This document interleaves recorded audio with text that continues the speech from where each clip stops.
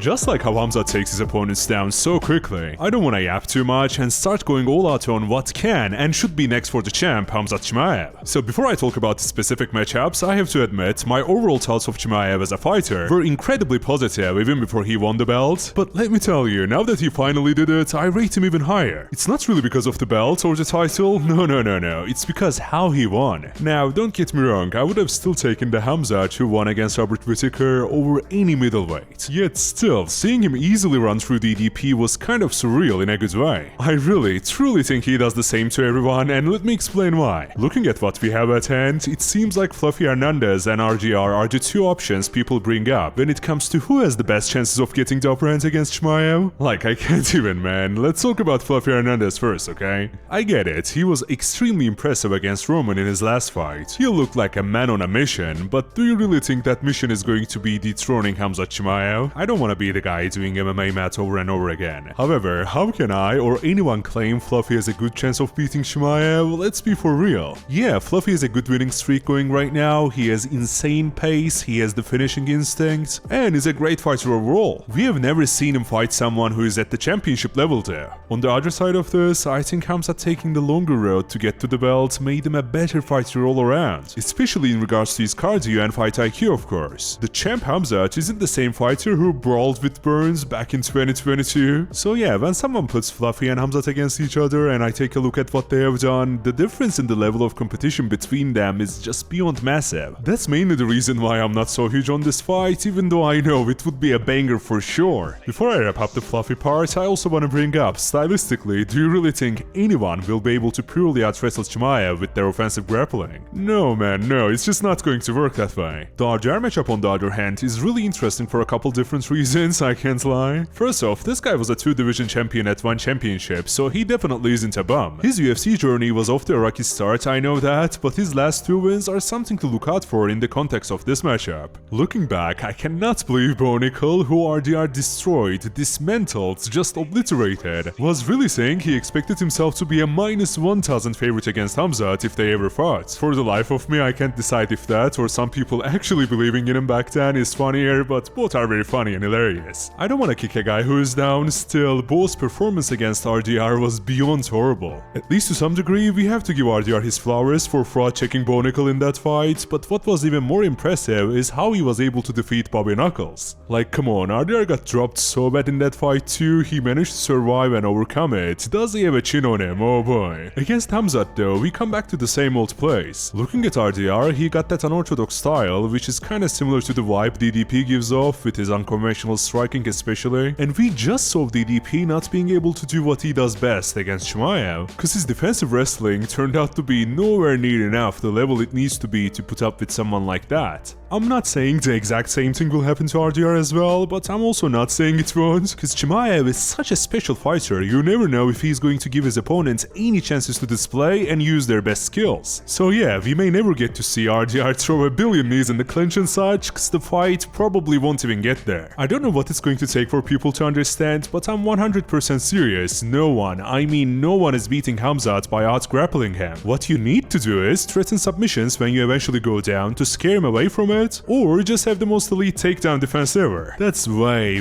easier said than done, cause remember, Khamzat is the type of dude who submitted Rob on round 1, and I know some people say it's a fluke cause he had teeth problems already or whatever, and then I ask you, how did Khamzat destroy even Kamaru Usman in the first round? Well, it's because his offensive wrestling, especially earlier in a fight, is by far the best in the UFC. There is just no one at that level. As a big fan of his, I hope he defends his title a couple times in the middleweight division, and from there he can see where he can go. Now, I wanna briefly touch on all the other contenders, alright? The Imavovs, the Sean Stricklands of the world. First off, let me say Sean becoming champion after beating Izzy was kinda crazy, maybe in a good way, but we had more than enough of that, okay? The absolute disaster of a showing he had against DDP in their second fight disqualifies him completely from this discussion in my opinion. At least compared to him, Imavov is an interesting one, right? He is from Dagestan, so he must know how to grapple. Yet, the reality is he is just a kickboxer. Like everything I've been telling you about how RDR loses, how Fluffy Hernandez loses, apply 10 times over to fighters like Sean, Imavov or Adesanya, who is still at the top 5 by the way. Yeah man, looking at it objectively, no one is beating Khamzat here in this division, and I mean that, no one. You can mark my words and come back to this anytime, alright? I'm taking that risk, no problem. If you disagree, which you totally can, write your logic down below. Who do you see beating Khamzat? My conclusion is this: if we are talking about middleweight contenders only, Khamzat is quite literally unbeatable. And you need to make a very convincing argument for me to even think of changing my mind. So give me your best shot down in the comments, and if you agree with me, wonderful. Great minds think alike, right? Anyway, I'll see you in the next video. Please do like and subscribe. Last but definitely not least, take care of yourself.